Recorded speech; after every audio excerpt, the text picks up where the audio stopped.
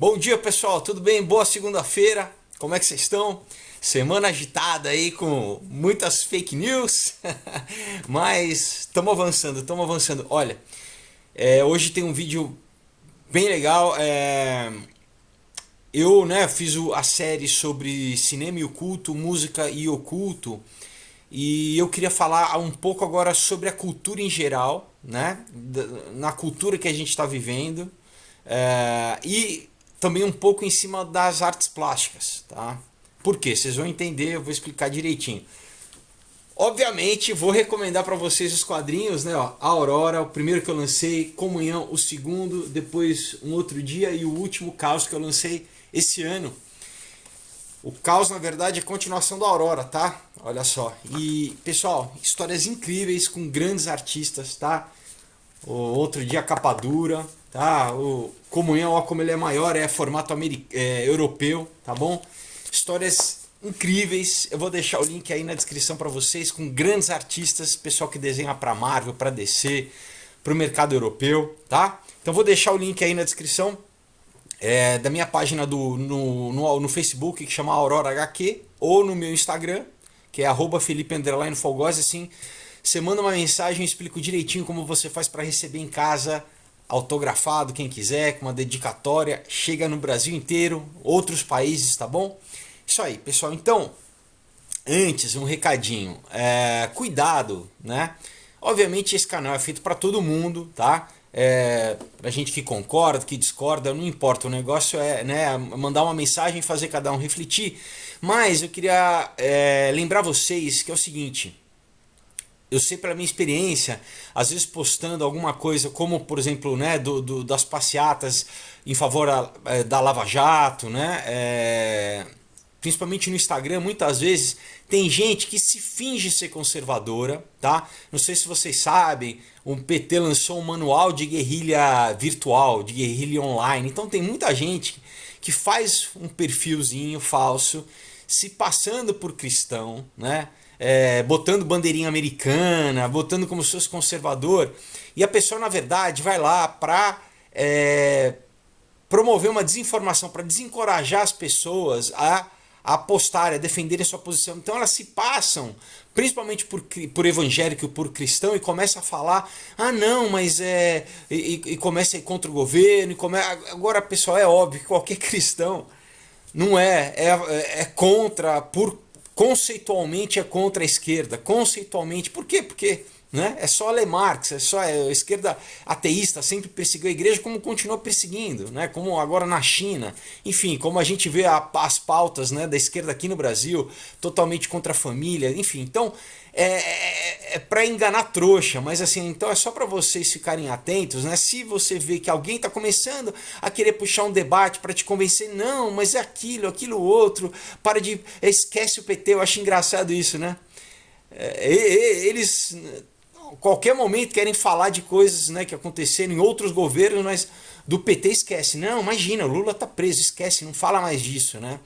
Não, agora que as coisas estão vindo à tona, agora que as pessoas estão sendo julgadas, agora que a justiça está sendo feita, agora que o Brasil está sendo desaparelhado, então a gente não pode esquecer, porque é exatamente o que eles querem, né, para começar a poder operar, né? Então não, pessoal, tem que bater em cima e não deixa, já viu que já nem esquenta, apaga lá a mensagem, às vezes não vale nem entrar, né? Nem entre em discussão, porque simplesmente uma forma sabe, que é aquela história, né? É a cartilha gramsciana, né, de tentar convencer, fazer e realmente eles lançaram, né, curso para guerra, sabe, para guerra virtual nas redes sociais, né? Isso tá noticiado. Se vocês quiserem, é só fazer uma pesquisa, vocês vão ver que é verdade. Bom, então, pessoal, o que eu quero falar é exatamente sobre a cultura, o estado da cultura. Qual que é o estado da cultura atual que a gente vive, né?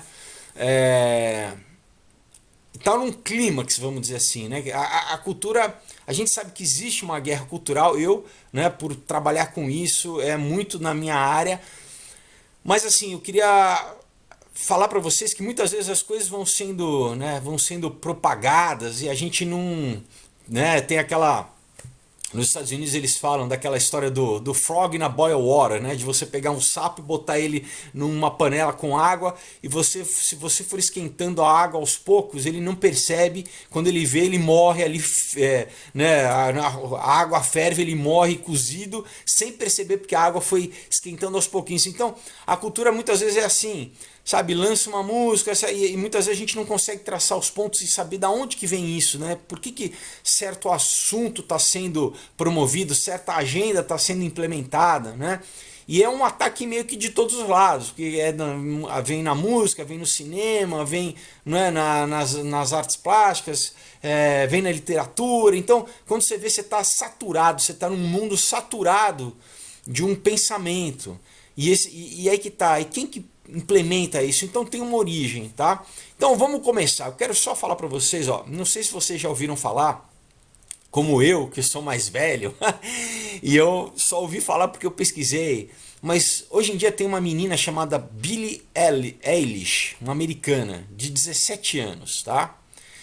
Pessoal, só para vocês entenderem, ela é a primeira artista nascida depois dos anos, né, do ano 2000, que ela chegou no topo da parada da Billboard, tá? Americana. Ela, assim, né, tá sendo super promovida lá nos Estados Unidos.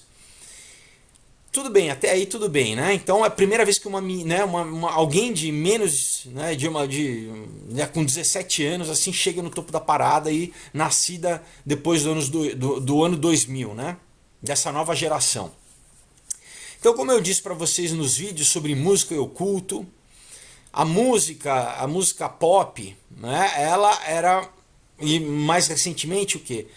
A pop, tá? Mais voltado que eu para sexo, ou para hedonismo, ou para materialismo, né, com consumo, ou até para consumo de droga.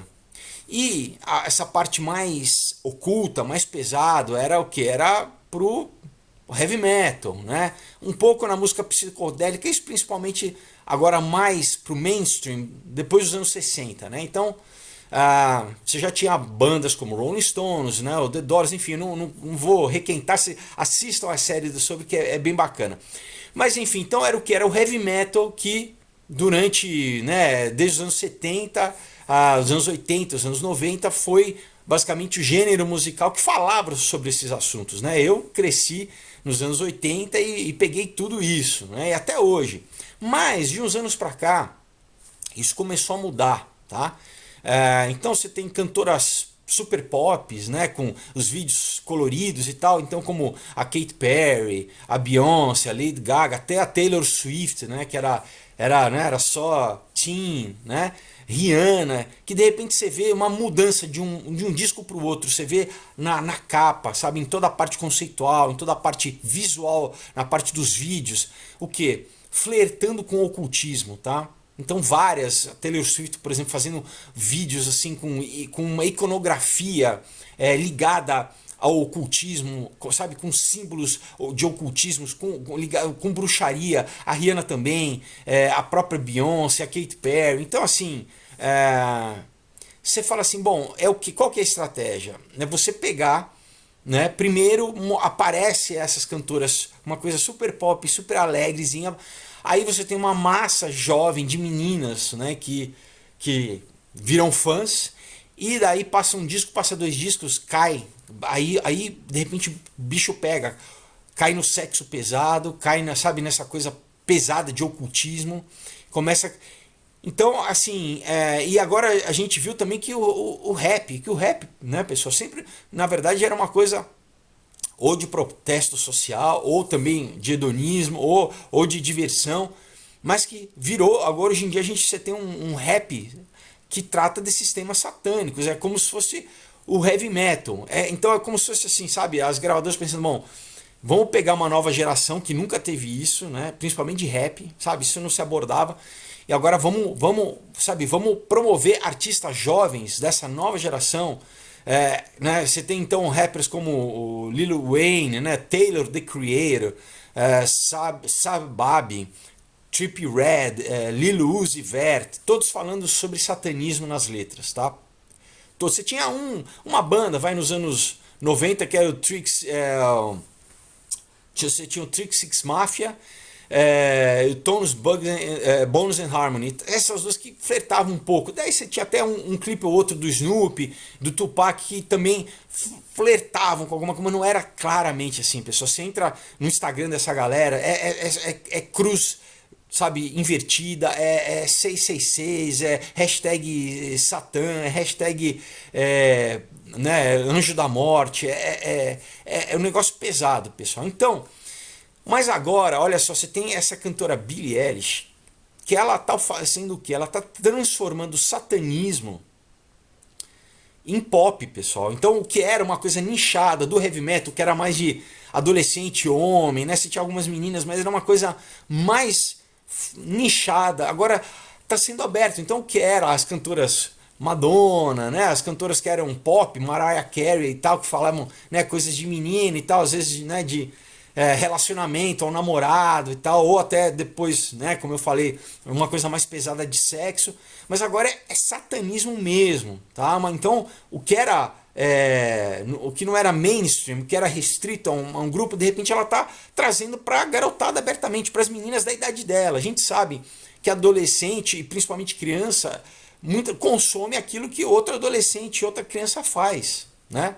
Eu sei porque eu fiz Chiquititas, estou fazendo novela no SBT, eu vejo a reação das crianças, né? Como as crianças elas se identificam com quem é da idade delas, um pouquinho, sei lá, 1, 2 anos a mais, no mais, né? É aquela coisa próxima, ela quer se ver refletida ali, né?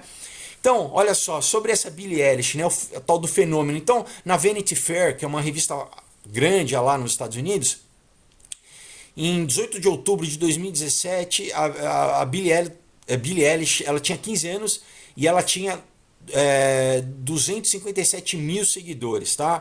No ano seguinte, em outra entrevista, ela já tinha 6,3 milhões de seguidores. E em abril de 2019, tá, ela já tinha mais de 20 milhões de seguidores no Instagram. Então você vê como, sabe, ela está sendo... ela vai nos talk shows que eram tipo Ellen, que é, né, como se fosse a Oprah deixou de fazer, então a Ellen meio que para quem não, enfim, isso é muito do cenário americano, né? Mas é como se fosse hoje em dia a maior apresentadora de talk show nos Estados Unidos, né? Super popular. Então ela vai e as pessoas tratam como se fosse normal, as pessoas nem questionam esses assuntos, tá?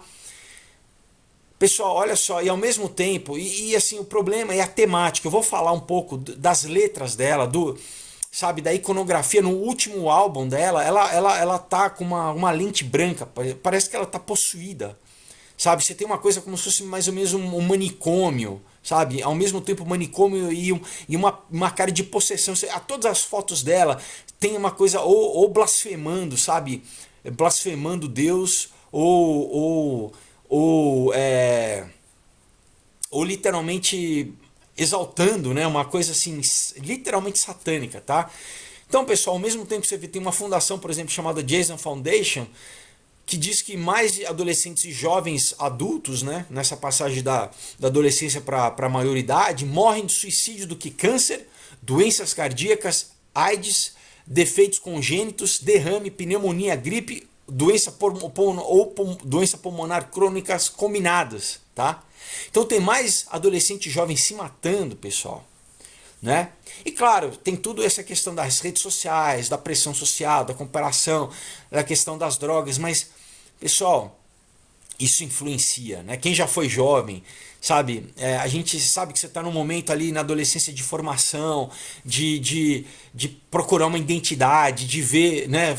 Ter alguém que é o tal do trendsetter, né? Que assim que forma tendência, que forma moda. Então, é natural. O adolescente ele procura uma referência, que antigamente muitas vezes era com os pais, muitas vezes era, né? Ou com a comunidade próxima, né?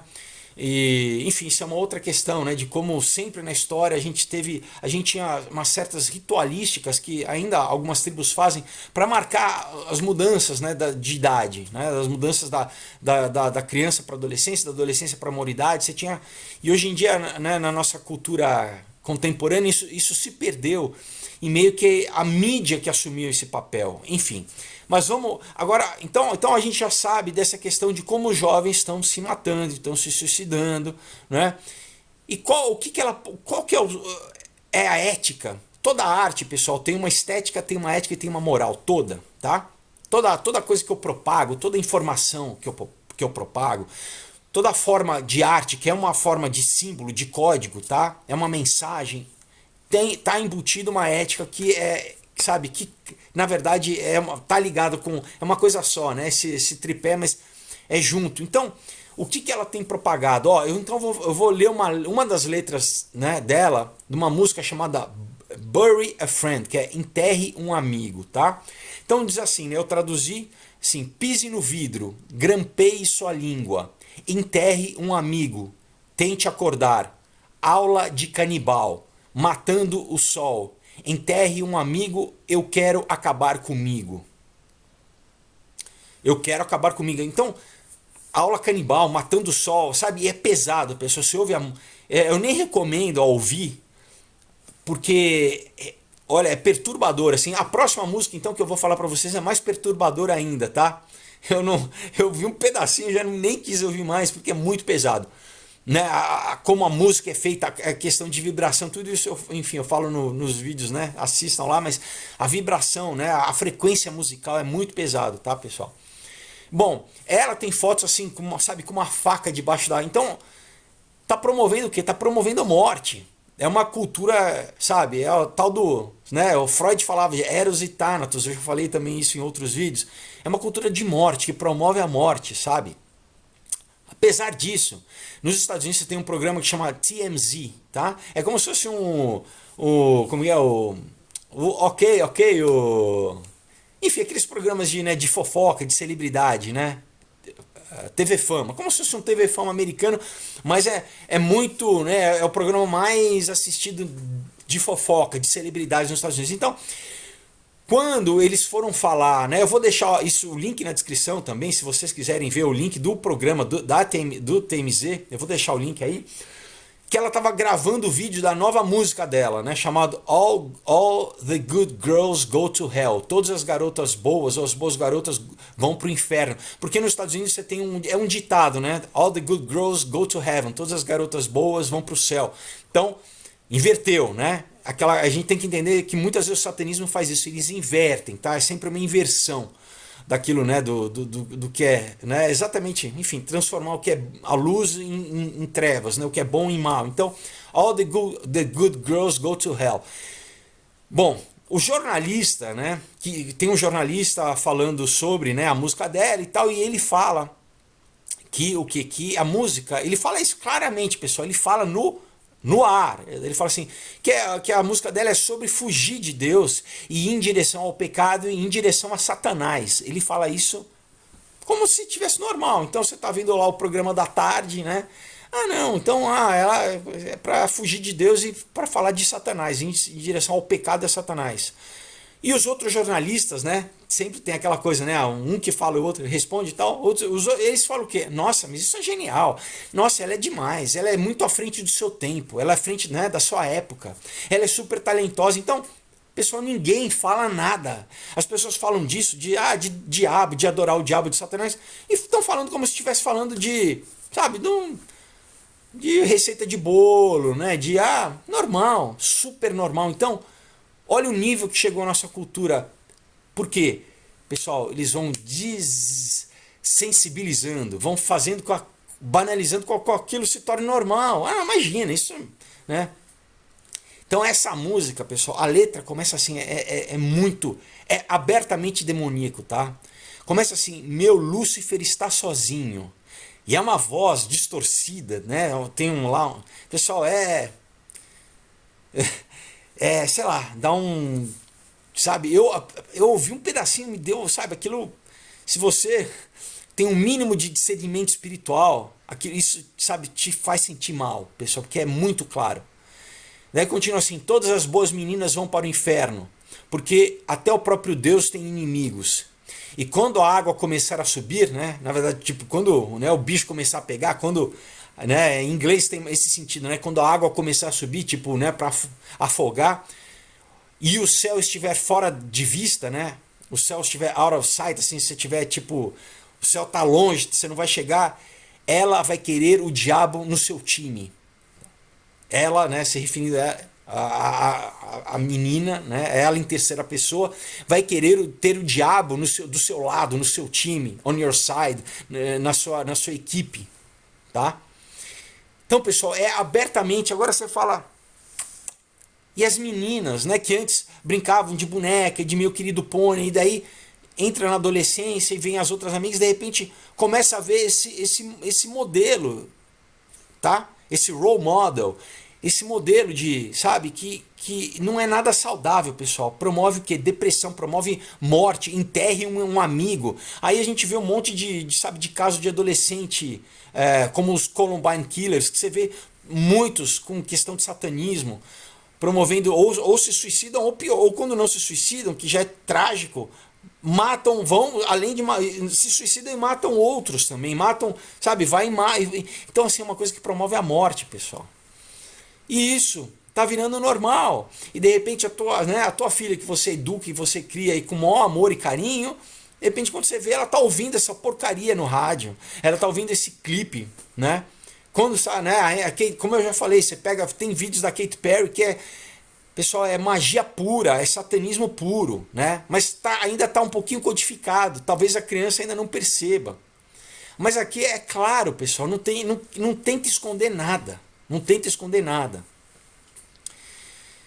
E aí você fala, bom, por que essa cultura, por que hoje a cultura, né, tá abertamente promovendo o satanismo, né? Eles estão, as emissoras, as TVs, né, as gravadoras estão, como eu falei, estão virando, transformando essa menina, né, numa nova musa pop, assim. E a gente já sabe o quê? Que se liga isso com a moda, né? Você tem uma moda satânica. Se você der um Google, também eu vou deixar um link aí, mas se você der fazer uma pesquisa, bota Satanic Fashion, você vai ver o que tem de desfile, pessoal. Marca de grife, tudo botando bafomé, botando um pentagrama invertido, botando, sabe, em camiseta, em estampa. Você fala, por que isso? Quando que agora satanismo e bruxaria virou moda? Sabe? Você teve lá na Inglaterra, numa igreja anglicana, se eu não me engano, você teve um desfile de moda satânico. Isso, sabe, tá aí também. Então, é o que? Você vendo uma normalização disso, que não tá só mais agora, eu tenho que fazer parte ali da igreja satânica ou do templo, né, satânico. Tá ficando, sabe, mainstream, tá ficando, né, uma coisa tão normalizando, tão, sabe, pessoal, para ficar normal. Então, se a gente vê o doutrinamento das crianças também, como nos Estados Unidos você tem o After School, como é? After School Children, Satan for Children, tá? Um programa para crianças, depois da escola, para ensinar satanismo. E eu já falei em outro vídeo, isso não é tão novo, né? Mas aí você tem um diabinho ali, como se fosse um bafomézinho. Pessoal, vocês estão entendendo essa questão? Como tá pesado fora, né? O que como eu já falei, você tem seriados como Sabrina, Lucifer, American Horror History, né? O Santa Clarita's Diet, que não foi renovado, mas é o que era abertamente canibalismo, né? Como normal. Mas, pessoal, é isso. Então, o Lucifer, né? O seriado Lucifer, não, ele é bonzinho, ele na verdade ele é o diabo, mas ele é legal, né? Então, olha só, se tem uma pesquisa do Instituto Gallup lá nos Estados Unidos que indica que o número de americanos, né, que veneram, vamos dizer assim, o diabo, tem crescido desde os anos 2000, tá? E a revista The Atlantic revelou uma matéria que exorcismos estão aumentando nos Estados Unidos, tá? O número de exorcismos tem aumentado nos Estados Unidos. E ao mesmo tempo a bruxaria se tornou popular, com uma estimativa mostrando que o atual número de bruxas nos Estados Unidos é mais de 1 milhão. Mais de 1 milhão. Né? Então você teve, inclusive, né, quando você tinha um juiz, né, que o Kavanaugh, que foi que o Trump indicou para a Suprema Corte Americana, como, né, se fosse o nosso Supremo aqui, você tinha bruxas, pessoal, fazendo rituais, sabe, abertamente para amaldiçoar o cara, para querer matar o cara, né? Da mesma forma, quando aqui, né, a gente viu na UFRJ, se eu não me engano, nas eleições, ano passado, fazendo rituais de bruxaria, né, contra o Bolsonaro. Então, pessoal, por quê? Porque a esquerda, né, como eu já falei, né, a gente pega lá o Rules for Radicals, né, Manual para Radicais lá do Saul Alinsky, que foi o mentor intelectual da Hillary e do Obama. No livro dele, o prefácio ele dedica a quem? A Lúcifer, né? Primeiro rebelde. Então eles vendem isso como, não, vamos ser contra o establishment, né? Vamos... E as pessoas muitas vezes entram e começam, pessoal, a fazer sem saber o que estão fazendo. Estão fazendo ritual, estão entrando em satanismo sem saber, né? Achando que é uma coisa, que é uma coisa legal, é fashion, né? Como você teve a própria Celine Dion, né? Lançando uma linha de roupa para criança, pessoal. Totalmente cheia de símbolo satânico. Caveira, cruz invertida, né? E também é contra gênero, não tem menino menina, né? Isso, enfim. Bom, uma matéria da Wired Magazine, né, fala do mercado crescente de partes humanas no Instagram. Estou falando, né, do nível da cultura. Então você tem um mercado de partes humanas, gente comprando ossos, tá? Comprando órgão em jarro de vidro, bebê, sabe? Olha o estado da cultura, pessoal. Então, uma das contas, né, dessas que o Wire fala na matéria, tem mais de 33 mil seguidores, né? Obviamente que na matéria, né, essa Wire dela tende muito à esquerda, né? Então eles falam, não é um hobby, né? Imagina, isso é para quem é amantes da anatomia, né?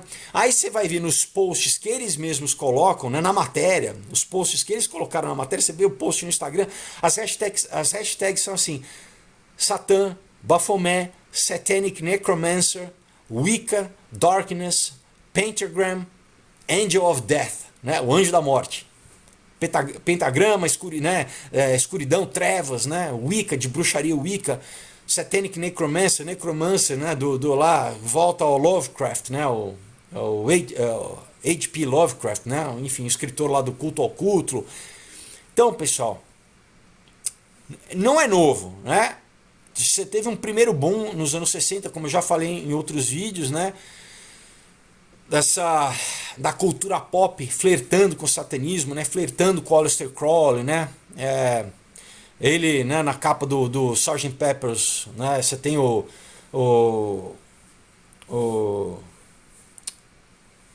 ele também influenciando os Rolling Stones, né?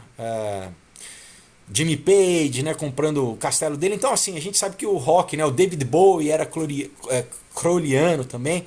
Então, nos anos 60 já teve essa inundação aqui de droga, né, e de ocultismo também, ocultismo, né, oriental. Então, como eu disse, assim, na série do cinema, como na música, eles vão o quê?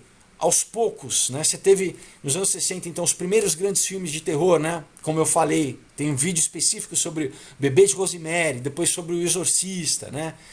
Então, você tem isso que vai chocando, né, a cultura, e as pessoas vão, né, cada vez mais incorporando, né, vão aceitando.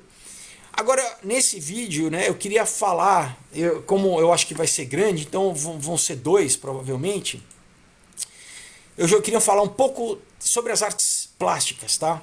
Por que artes plásticas? Porque, na verdade, são as mais elitistas, né? São as que... Aqui você tem museu, né? Você tem museu para guardar elas, né? Você tem, enfim, quadros que são leiloados milhões e milhões de dólares, né? E por quê? Porque sintetiza, né, a cultura, a arte plástica. Depois meio que tem um efeito cascata, que daí influencia a estética, que vai influenciando a moda, vai influenciando a fotografia, vai influenciando o cinema, mas começa nas artes plásticas, pessoal. Tem a maioria dos grandes diretores, eles no seu estilo, eles procuram imitar a estética de pintores, tá? Isso, né, o Kubrick fazia isso, o Ridley Scott, né? O grande, né, porque eles falam, vou fazer uma composição visual de quadro, então eles a formação visual é sempre em cima das artes plásticas, tá? Então, vamos pegar um pouco. Isso remonta, né, pessoal? Remonta. A gente pode falar desde enfim, dos assírios, sumérios, babilônios, egípcios, gregos, romanos, mas vamos pegar mais recentemente desde o iluminismo, né? Por quê? Porque, como eu falei em outros vídeos, no iluminismo houve essa ruptura do que sempre foi, vamos dizer assim, a epistemologia, a forma como que as pessoas viam a realidade foi rompida no iluminismo. Houve alguns traumas no iluminismo que fizeram com que a visão de mundo das pessoas deixasse de ser, vamos dizer assim, o que sempre foi metafísica, né? Passou a viver num mundo que só o que valia era o que podia ser medido, era o que podia ser pesado, era o que era material, né? O que eu posso medir numa régua, o que eu posso pesar numa balança, né? E isso é o que o iluminismo principalmente implementou.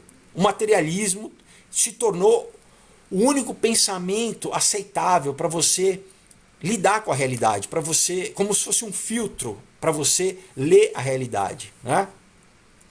Colocou que a metafísica e a religião, principalmente o cristianismo, né? Porque isso a gente está falando da cultura ocidental, né? A cultura oriental sempre manteve a metafísica, né? Então falou que era fantasia.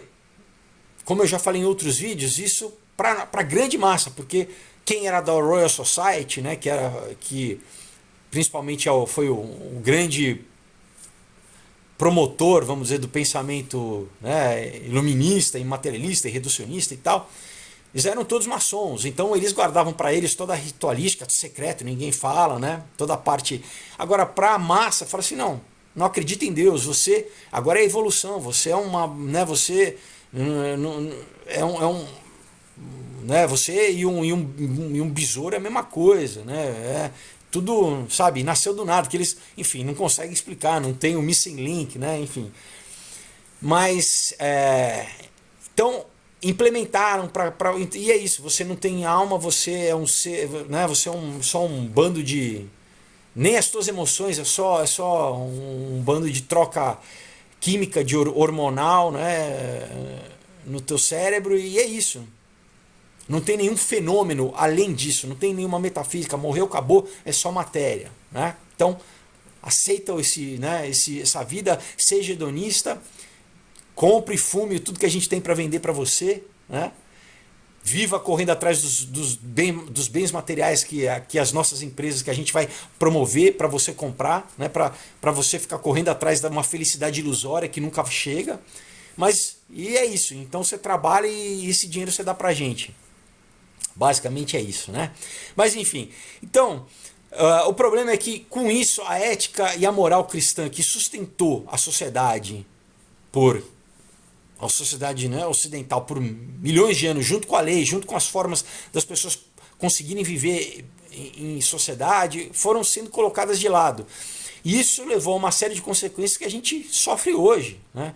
Depois, com a implementação, depois a gente tem escola de Frankfurt, né, trazendo toda uma degradação moral. Depois, nos anos 60, pós-modernismo, mais degradação moral, relativismo moral, não tem certo, não tem errado, né? Você que é o quê? Que é falar da forma culta o que o satanismo fala abertamente, que é, como eu já falei, o Crowley falava. Faz o que tu queres porque tudo da lei, não tem certo e errado. Faz o que você quer, não tem consequência, né? O satanismo, inclusive, fala, por exemplo, se eu te roubo, a culpa não é minha, é você que se deixou ser roubado, entendeu? Então você, olha a moral, e isso a gente vê como se reproduz na sociedade. Ah, não, eu posso ser corrupto, porque se não me pegarem, o negócio é não me pegarem, é porque se me pegarem, é meu erro, né? O erro não está na coisa em si, está na consequência de se você está entendendo? Roubar não é como, né, nos 10 mandamentos, o princípio da lei não é intrinsecamente errado, não é um valor, né? Roubar, se eu consigo roubar e eu sou inteligente o suficiente para conseguir me safar, tudo bem. Você está entendendo? Esse é o pensamento. Então, a, a gente vive, né, numa época que esse nosso conhecimento científico extenso e essa que vira uma religião, né, o cienticismo, que esse amor que a gente tem por tudo que é objetivo, que é mensurável, né, ele colocou o quê? A ética, aquilo que é a moral, numa... Por quê? Porque, pessoal, eu posso investigar a materialidade disso, como eu já falei em outros vídeos, mas a ciência, nesse sentido, ela não abarca o que é moral, o que é ética, ela não abarca, na verdade, o que é certo e o que é errado, ela só fala o que a coisa é, ela só fala o que é uma matéria, né? Mas ela não fala, ela não trata com valor, ela não atribui ser negativo ou positivo, né? Tudo bem, estou falando né, da parte elétrica, física, mas... Então, essa cosmovisão científica que foi implementada desde o iluminismo, que diz que se você tem uma outra cosmovisão, que você é ignorante, né? Se a tua visão do mundo não é só essa, é estritamente essa, né? Do que pode ser medido, então você acredita em fantasia, em mitologia, né? Que você vive no mundo né? de ignorância, que na verdade, se você é uma pessoa iluminada, evoluída, você não precisa de Deus, né? Que você não precisa de uma moral unificada para viver, na verdade, né? Uma sociedade, porque você precisa, né? Você precisa ter um mínimo denominador comum. Mas aí você pode falar assim, mas tudo bem, né? Qual que é a moral, né? O que as pessoas vivem hoje, a grande parte é isso, né? Cada um no seu quadrado. Eu faço o que, né? Cada um, né? Faz o que acha que deve fazer.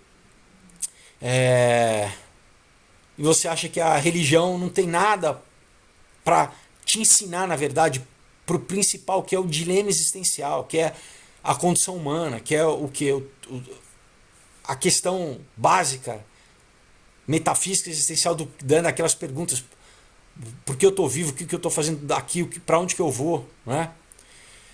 Então, será que a gente realmente está melhor, a sociedade está melhor psicologicamente com esse set, né? Com esse grupo de valores que foi dado para a gente, né?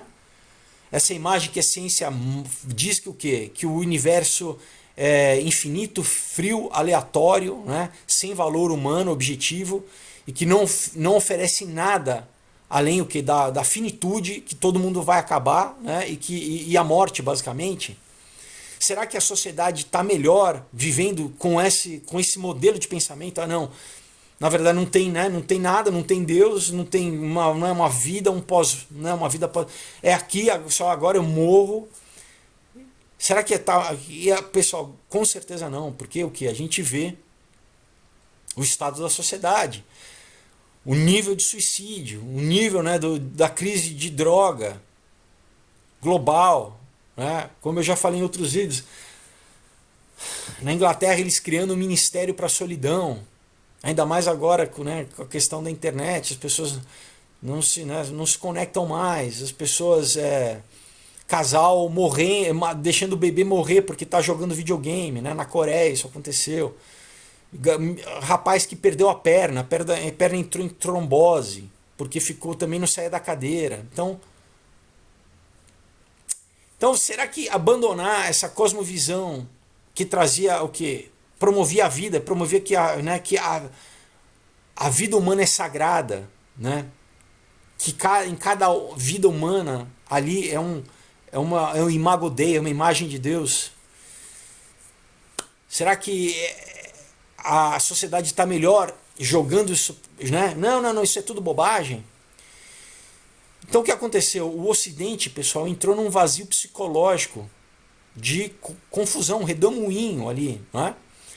E o Nietzsche, ele já percebia isso, porque ele pegou exatamente, né, nessa transição do iluminismo para a era vitoriana, enfim, para o que, né, ele pegou, e ele, por exemplo, ele diz a vontade de potência, ele diz assim, Chegou a hora em que temos que pagar por termos sido cristãos por 2000 anos. Estamos perdendo o centro de gravidade em virtude do qual vivíamos. Estamos perdidos por um tempo. Ele falava, né, quer dizer, a gente matou Deus com o iluminismo, né?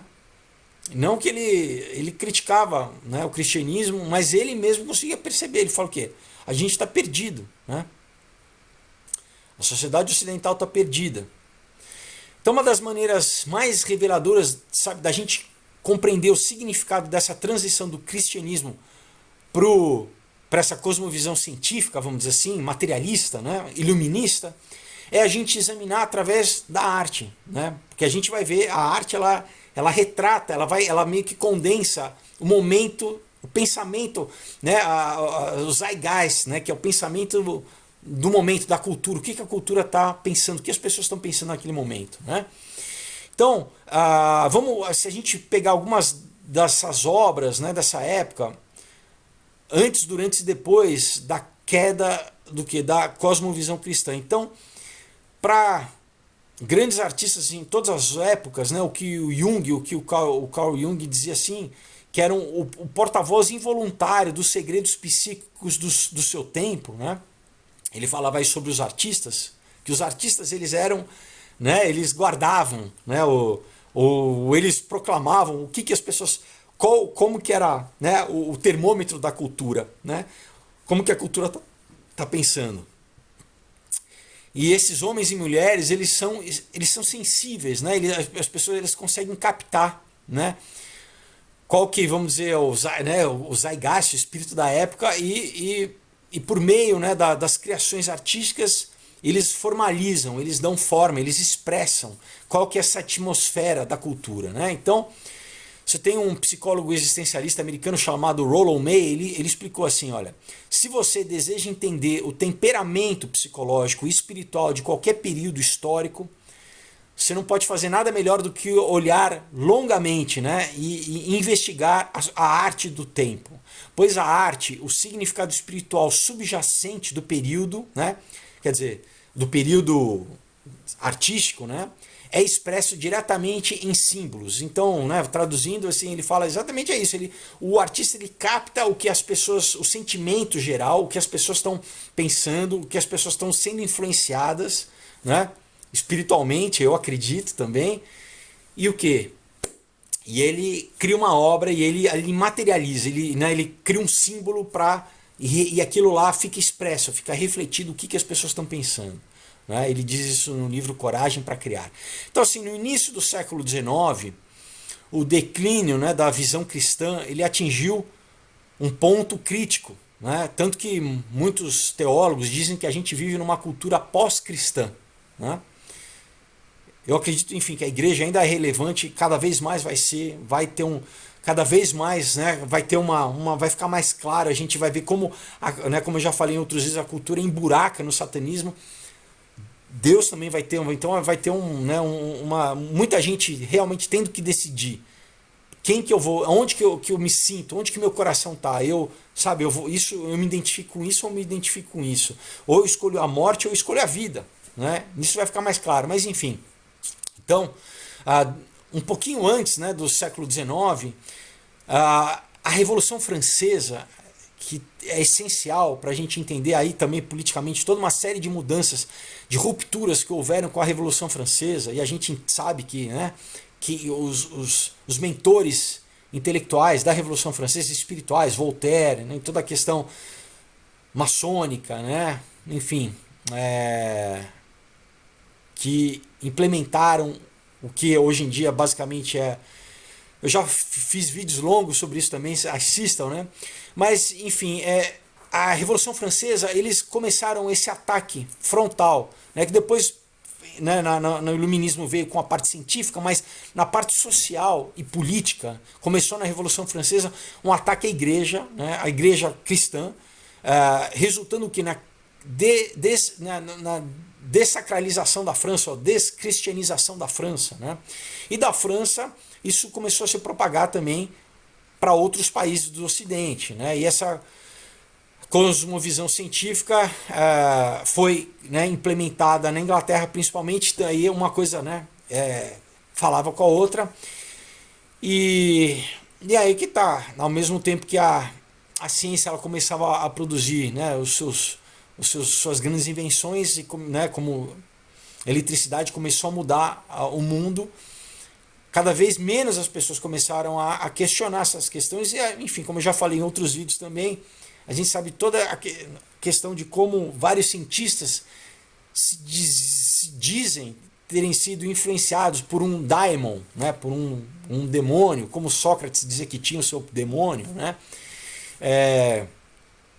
Enfim, veja os outros vídeos, né? Mas nesse ponto da história, então, a arte ela sofreu essa mudança também dramática. O que? Então, antes do século XIX, os grandes artistas, as obras, elas retratavam o que? O mundo de uma forma bonita, não é? Elas, por mais que você tivesse, por exemplo, Caravaggio, né? Algumas obras até mostrando o sofrimento, a paixão de Cristo, mas era sempre o homem, ele não era transfigurado, você tinha sempre a figura humana ali representada, ou a natureza, né? Então, a forma humana, independente se a arte era sacra ou não, mas a forma humana ela era imbuída de dignidade, de esperança, né? Como eu falei, mesmo que elas descrevessem um sofrimento extremo, né? Ou retratassem o que? Um ato heróico, né? Uma batalha. A temática podia até ser dramática, trágica, né? Mas a figura humana ela estava sempre representada, né? Ela estava sempre preservada, ela não estava pervertida, né? No livro, né, O Crepúsculo dos Ídolos, o Nietzsche diz assim: na arte o homem se deleita em si mesmo como perfeição. Né? Então, querendo ou não, sempre os artistas buscavam retratar a forma humana de como a forma humana é, né? Independente do tema do quadro. Né? Então, enquanto a arte, né, dessas épocas na verdade, se registra, né, a grande parte nessa força da história da arte, até o que é chamado das vanguardas, né, sempre retratou o homem dessa forma, né, e o mundo de certa forma também, né. Aí o que acontece? No século XIX começou a haver essa ruptura, né. Muitos artistas, como eu falei, já abrindo mão dessa questão espiritual e de preservar a imagem do homem, eles começaram a retratar formas distorcidas, né? De ansiedade, de confusão, de pavor. Né? Então, no livro Significado da História, você tem um filósofo russo chamado Nikolai Berdayev. Ele diz assim: a imagem do homem ideal desapareceu nos séculos XIX e no século XX. Então a arte deixou de retratar mais o homem na figura humana e começou a distorcer o homem, a ver o homem o que? Distorcido. E isso a gente tem principalmente no expressionismo, né? Mank, né? Que eu vou falar bastante dele. Um pouquinho antes você tinha com o Goya já, né? E depois aí você tem todo o cubismo, né? E todas as escolas, surrealismo, e depois acaba indo, né, para abstração, e depois, hoje em dia, a gente tem arte que é feita com dejeto humano, quer dizer, que é dita arte, né? Que é dita arte. Enfim, então, em vez de criar obras, né, que buscavam promover um pensamento que salvavam o homem, né? Obviamente que só Deus salva, mas assim, que indicavam um caminho para fora da condição humana, né? Na tentativa do artista muitas vezes, por isso que muitos abordavam a questão religiosa, mas os que não, era uma tentativa sempre de levar o homem além da angústia da condição humana, o que o Nietzsche chamava os horrores da noite. Os artistas, eles começaram a abraçar esses horrores da noite. Eles começaram a representar esses horrores da noite, né? O Goya, por exemplo, no final, né, no período negro dele, é exatamente isso, é só demônio, é só pesadelo, né? Então, você vê claramente, pessoal, quando o pensamento foi mudado, né? Esquece o cristianismo, você começa a ver gradualmente sabe, essa representação, porque o homem ficou sem nenhuma base, nenhum ponto de referência. O homem ficou perdido, como o Nietzsche disse. Ele começou o quê? Na sua arte só representar angústia e morte. O artista não conseguia falar de amor, falar de vida. A arte sempre dele tem que ser degenerada. Daí o que? Não, é arte de protesto, então é feio para protestar. Né? Na verdade não, é porque ele não consegue, ele não acredita, ele não tem dentro dele nada com que ele consiga almejar algo além da própria miséria que ele vive. Ele não consegue, né?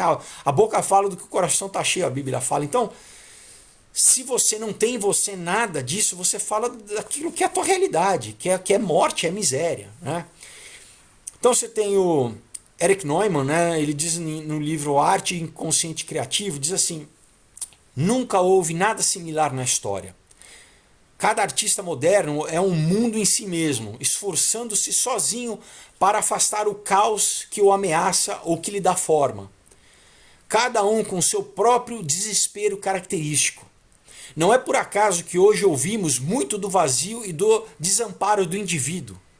É a profunda ansiedade e a sensação de insegurança, desenraizamento e dissolução mundial em ação nesses pintores. Também movem compositores e poetas modernos.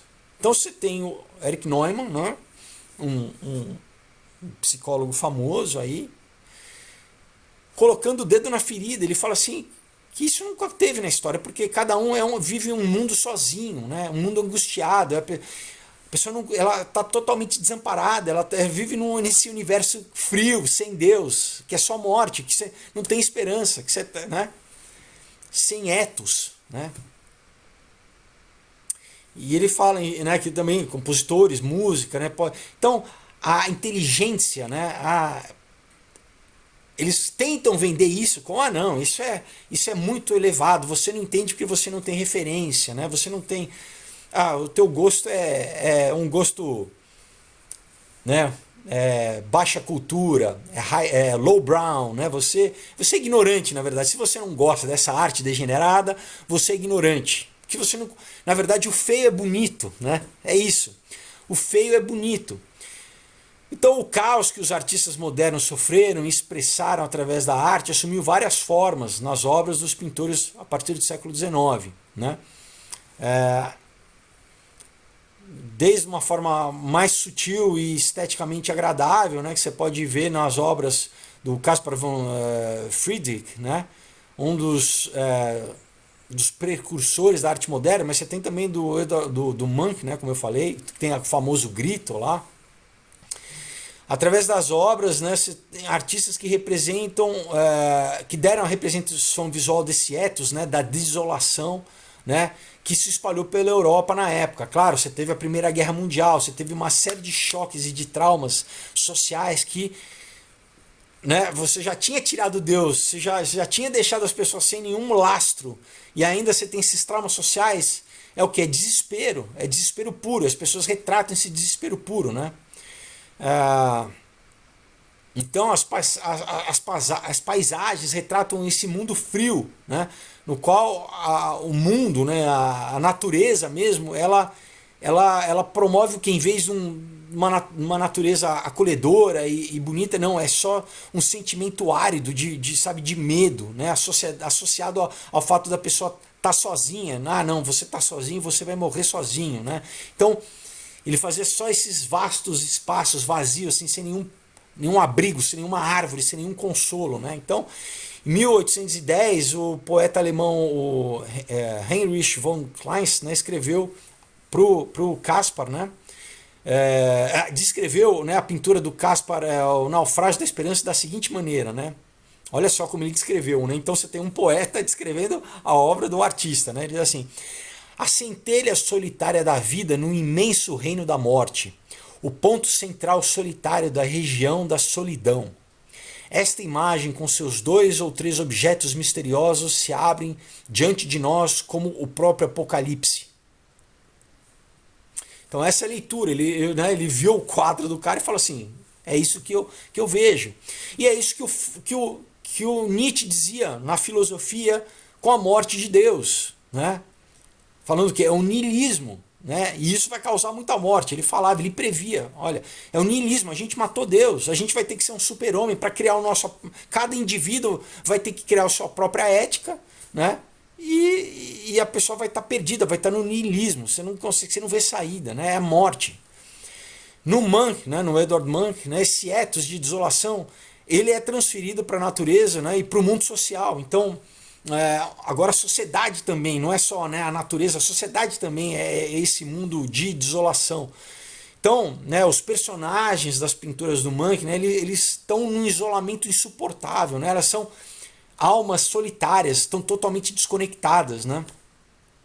São ilhas em si mesmas, né? Não consegue, né, criar nenhum vínculo, né? Então a pessoa está sozinha na sociedade, né? O que o Hopper, né, fez um pouco depois também, ele mostrava sempre essa solidão, né?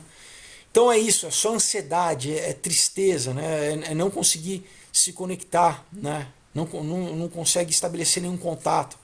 O que hoje em dia a gente vive cada vez mais, né? Inclusive por causa da tecnologia, né?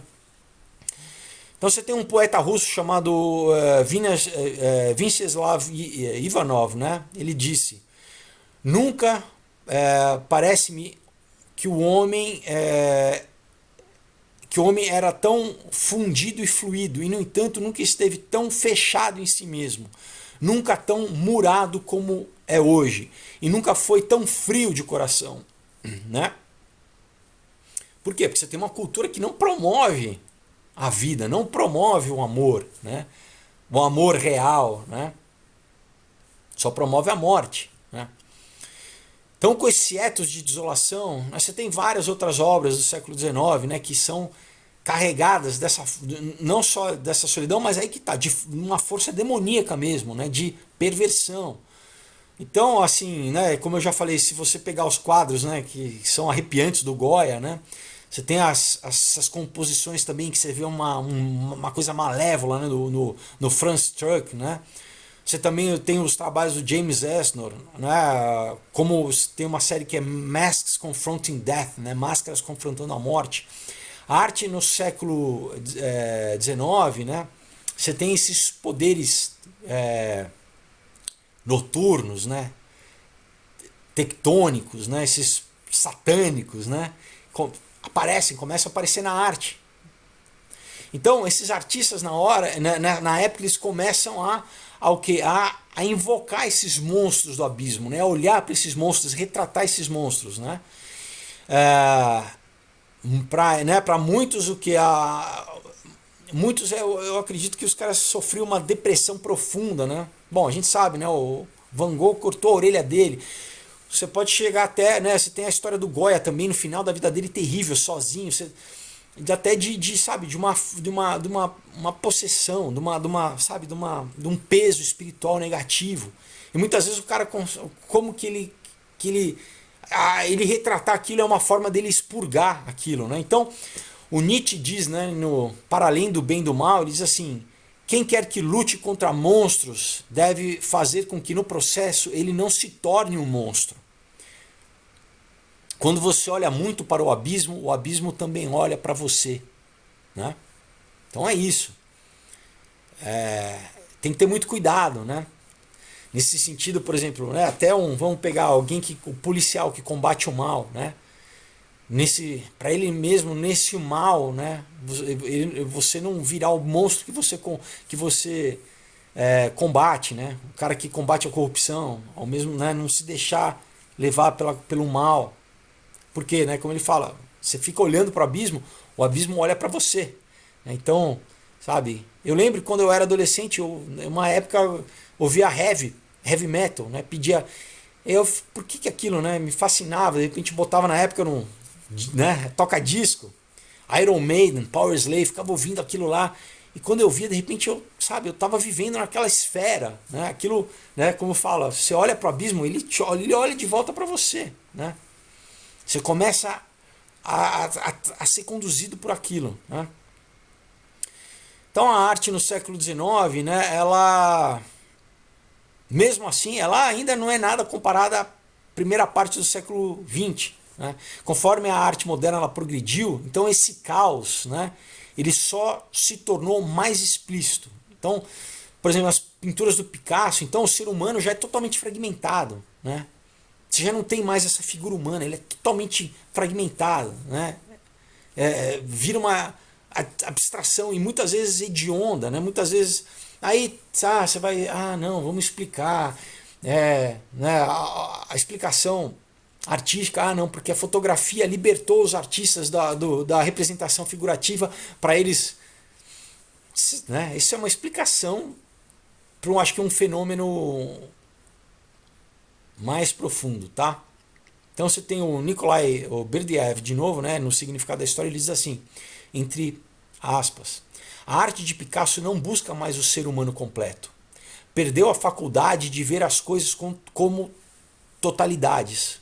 Arranca uma capa atrás da outra, né, ou uma camada atrás da outra, para desnudar a estrutura da natureza e, ao fazê-lo, penetra ainda mais nas profundezas, revelando imagens de coisas verdadeiramente monstruosas, né?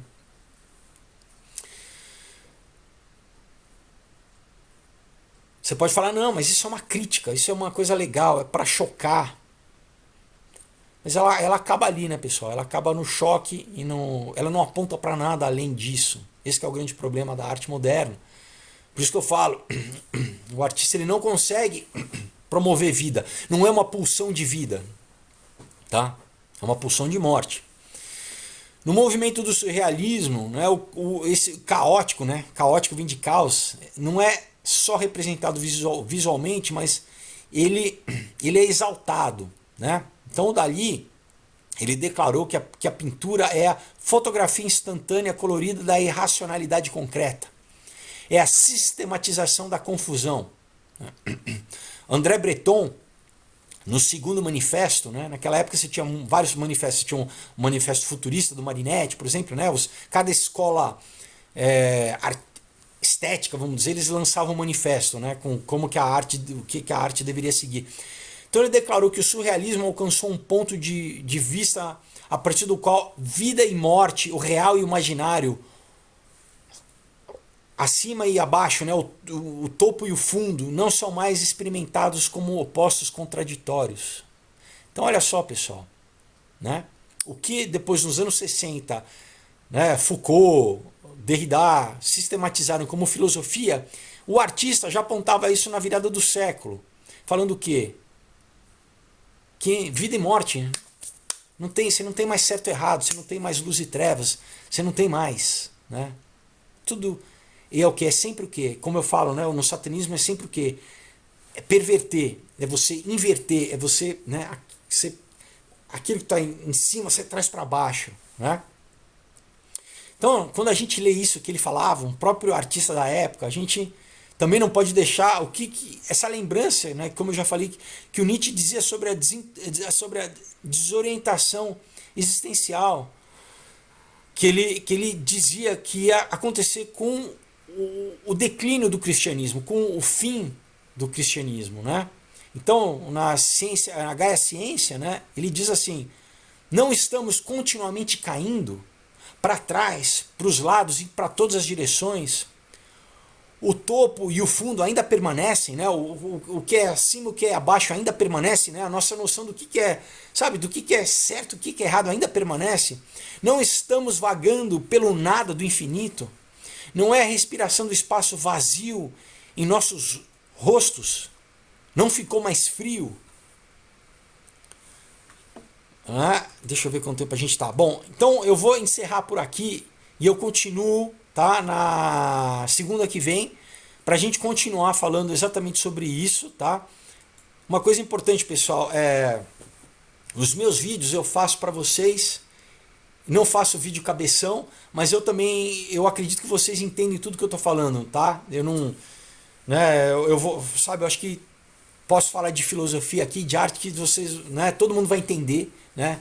É, e não acho que isso seja chato, eu acho que isso seja importante para a gente entender, porque como eu falei, isso parte daqui de cima e vai influenciando a outras esferas da cultura até chegar na música pop, e daí daqui a pouco você vai ver, se bobear aqui no Brasil, funkeiro fazendo funk satânico para imitar os rappers americanos. Quer dizer, fora o que a gente já vê de violência, de, né, de sexo, né? Mas literalmente, entendeu? Então, bom, vamos encerrar por aqui, né? Novamente indico para vocês os quadrinhos, tá? Caos, eu falo bastante daqui, Aurora, um outro dia e comunhão, sempre apontando para uma mensagem, né? A gente fala do mal, mas a gente transcende o mal, a gente transpõe o mal, tá? Deixo o link na descrição do vídeo aí para vocês, da página do Aurora HQ no Face, meu Instagram. Bom boa semana para vocês, até quinta-feira. Tchau, pessoal. Deus abençoe.